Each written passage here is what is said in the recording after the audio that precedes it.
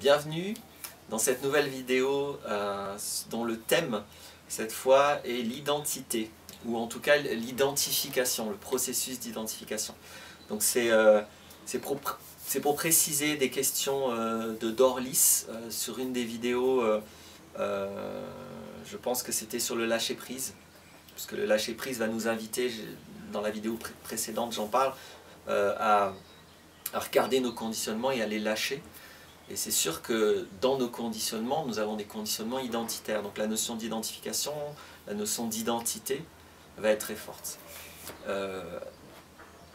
Par rapport à toutes les vidéos que je fais, la notion d'identité intervient aussi à travers l'expérience de l'échelle émotionnelle. Donc là aussi, vous trouverez, il y a une vidéo sur la pratique de l'échelle émotionnelle, parce que dans la pratique d'échelle émotionnelle, c'est-à-dire dans cette écoute d'une émotion pour voir sur quoi elle se fonde et voir de quoi elle me parle fondamentalement, on arrive dans mon expérience systématiquement à ce que j'appelle une identité virtuelle. Alors un autre mot qu'on pourrait mettre c'est ego, mais comme ego est un mot très utilisé, qui a des sens très différents selon les personnes, donc je préfère moi la notion d'identité virtuelle qui me semble plus précise et qui évoque bien ce dont je veux parler. Donc voilà, dans ma façon de considérer l'expérience humaine, l'identité, l'identification est très important. Disons que c'est quelque chose qui a beaucoup de conséquences. Donc c'est important de clarifier. Et c'est vrai que c'est pas simple, parce que pour ce qui concerne l'identité, l'identification, pour comprendre vraiment très concrètement quel est ce mouvement en moi qui est l'identification, qui est m'identifier à. Est-ce que c'est juste ah ouais, j'aime bien un tel artiste, je m'identifie à lui. Des fois on va exprimer les choses comme ça. Là ça ressemble plus à une identification, ou plutôt à une projection de phase, de valeur, ou de goût, ou de je ne sais quoi, ou de contenu conceptuel. Mais j'appellerais pas vraiment ça une identification. Je ne suis pas identifié à cet artiste, parce que là ça deviendrait une pathologie si je crois que je suis cet artiste. Donc déjà le mot s'identifier, souvent il est là aussi galvaudé, il part un peu dans tous les sens. L'identité c'est pour moi le moi, ce que je pense être moi. C'est-à-dire c'est ce que je pense être l'individu. Et c'est tout ce que je pense sérieusement être moi. Pas ce de quoi je suis proche, pas ce qui est important pour moi, pas même ce qui est essentiel pour moi. Le processus d'identification, c'est le niveau le plus profond de nos mouvements psychologiques. Le mouvement le plus superficiel, c'est l'avoir, parce que l'avoir est tellement superficiel que c'est à l'extérieur de nous. L'avoir, c'est ce mouvement psychologique d'appropriation de certaines choses extérieures. Ça peut être des choses, ça peut être des territoires, ça peut commencer à être des dérives, mais bon, ça dépend des cultures. Et ça peut être même des personnes, ça peut être des idées, etc. Donc ça, c'est l'avoir. Un mouvement psychologique de relation avec l'extérieur de moi. Après, il y a le niveau du faire. Ça, c'est mon comportement, donc ça implique davantage, surtout mes sensations. Dans l'avoir, il n'y a pas vraiment de sensation, c'est de la mémoire. J'ai quelque chose, je m'en souviens, j'ai acheté telle voiture, etc. Le faire, ça va être je conduis. Donc là, mon corps est impliqué. Donc c'est beaucoup plus proche déjà, et c'est tous les comportements, tous les mouvements de mon corps finalement, c'est-à-dire tout l'usage de mes muscles, que ce soit pour parler, pour faire des choses. Là je suis dans le faire, j'agis. Et il y a l'être, avoir, faire, être. Être, c'est du coup assez difficile d'en parler concrètement parce que ça n'est pas concret. On pourrait même aller on peut même parler ou aller dans certaines approches qui va considérer que c'est une illusion, le moi. En tout cas, je ne sais pas si je vais aborder ça dans la vidéo là, peut-être c'est pas le plus judicieux pour l'instant. Restant sur l'identification, illusion ou pas, la plupart des humains, dont moi, nous vivons le moi, et encore une fois, c'est le mouvement psychologique le plus profond.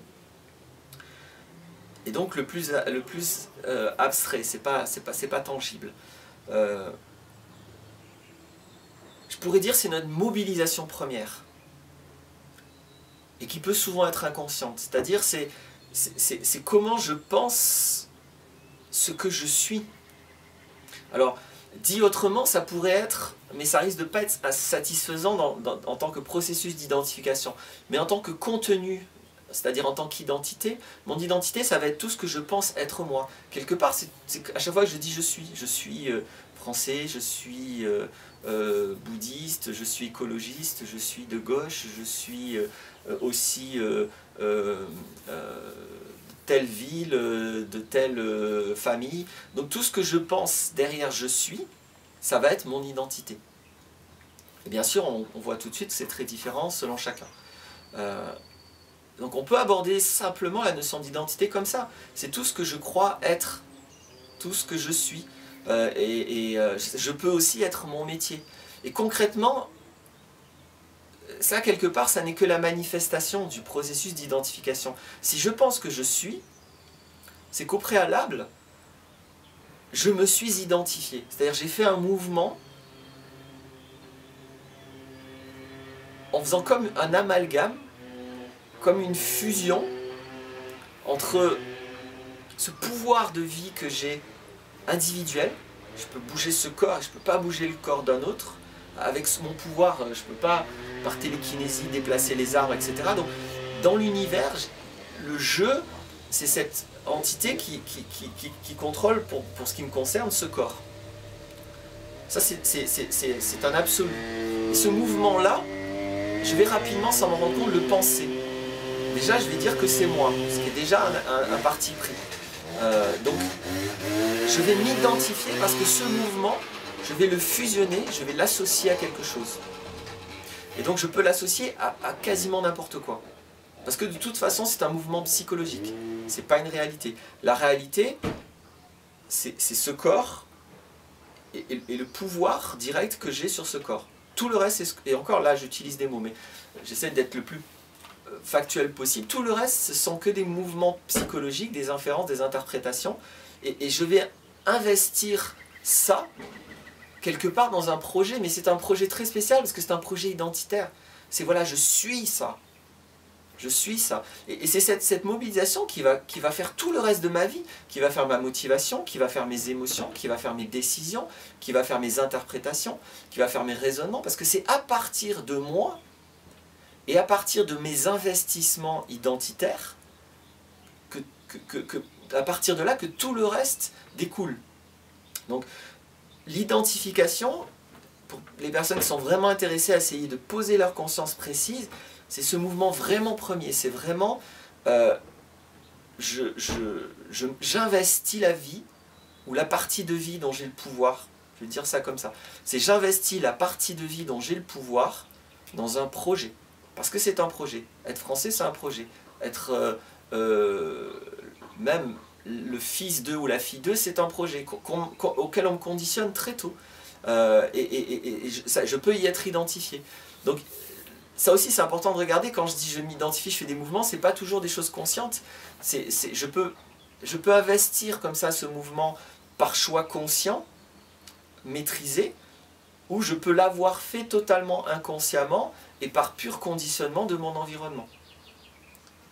Voilà. Donc, ces deux aspects sont aussi importants parce que l'identification que j'ai fait dans mon histoire inconsciente, ou les identifications inconscientes que j'ai fait, tous ces conditionnements-là, ils ne vont pas être faciles à voir parce qu'on ne peut pas regarder le mouvement, il s'est fait il y a longtemps, il est terminé, on ne peut regarder que les conséquences, et les conséquences, ça va être l'identité. Donc l'identité est la conséquence du processus d'identification.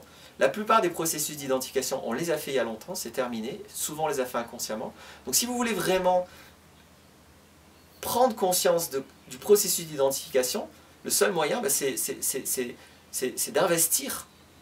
Mais en général, c'est tellement encombré, le moi, l'identité est déjà tellement encombrée, il n'y a plus grand-chose à investir. On va plutôt investir des projets relationnels, des projets de faire, pas des projets d'être.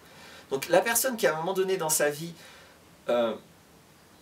soit s'effondre psychologiquement à des dépressions, etc., touche le fond, et puis renaît avec une nouvelle identité, elle sait c'est quoi cette nouvelle identité. Heureusement, on n'est pas obligé seulement de s'effondrer, d'avoir des dépressions et de se retrouver dans cette détresse pour s'identifier. C'est juste oser être quelqu'un d'autre. C'est voir que là, maintenant, moi qui ne suis pas chanteur, et si je le suis? est-ce que je peux devenir, être maintenant chanteur? Et ça y est, et je me lance, je m'investis, c'est ce que je suis. Je peux le faire. Ça va demander plein de courage si j'ai 55 ans et si... non, je suis pas chanteur, d'abord j'ai jamais appris à chanter, blablabla. Donc, je vous donne un exemple qui peut être un peu futile. En tout cas, c'est cet investissement. C'est je vais m'identifier, mais pas en tant que faire, encore moins en tant qu'avoir, mais en tant que je suis, c'est ce que je suis. Donc c'est l'investissement total, entier, qui va faire inévitablement que c'est comme si ma vie en dépend, c'est comme si je en dépends. C'est-à-dire que si par exemple, je vais finir sur cet exemple-là, si je m'identifie à un objet parce que mon grand-père, à quel je tenais beaucoup, avant de mourir, il me le donne, une montre, un bijou, là je m'identifie vraiment parce que, ok, je suis le petit-fils de mon grand-père, mais ça c'est mon héritage. Et puis mon grand-père m'a tellement appris, donc à travers cet objet, j'existe. En partie, hein. C'est pas exclusif, mais j'existe. Cet objet-là, si quelqu'un vient et qu'il l'abîme, mais je vais péter les plombs. Et de la même manière que si on me gifle ou si on me frappe. Parce que c'est comme si on m'atteint moi. Et dans ce vécu-là, on comprend bien l'identification. C'est pas moi, c'est un objet. Qui a de la valeur, qui a une histoire, d'accord. Mais c'est un objet, ça n'est pas moi. Il ne m'arrive rien si on détruit l'objet. Pourtant, moi, je vais le vivre comme si on me détruit moi. Et c'est à ça que je reconnais que je me suis identifié. Parce que ma réaction, elle est totalement un réflexe de survie. Devant quelque chose qui pourtant n'atteint absolument pas ma survie. Et nous pouvons avoir cette réactivité-là, aussi bien vis-à-vis d'objets auxquels nous nous sommes identifiés, que même d'idées. C'est-à-dire je peux avoir cette même mobilisation près d'une idée. Si je suis écologiste et que j'entends n'importe quoi de négatif contre les écologistes, c'est comme si on m'agresse, c'est comme si on m'attaque. Pourtant non, on ne m'agresse pas, on ne m'attaque pas. Donc tous ces sentiments, toutes ces émotions plutôt que je vais avoir de me sentir agressé, attaqué, alors que dans les faits on n'agresse pas, attaque pas mon corps, manifestent des identifications que j'ai. Consciente, inconsciente, voulue, pas voulue, etc. Bien sûr que ce qui peut être très agréable dans la vie, c'est d'avoir une maîtrise de ces identifications, c'est-à-dire de ces investissements fondamentaux, où j'investis mon être entier. Quand on dit de toute mon âme, de tout mon cœur, de tout mon corps, de tout mon esprit, je m'investis dans quelque chose, ça devient, c'est le moi entier qui fusionne avec ça. Voilà, j'espère que j'ai réussi, c'est pas forcément évident, à décrire ce que, non pas la vérité sur l'identification, mais ce qui pour moi a du sens sur l'identification, donc qui a pour conséquence la chose identité qui est juste un contenu mémoriel. Voilà. Merci.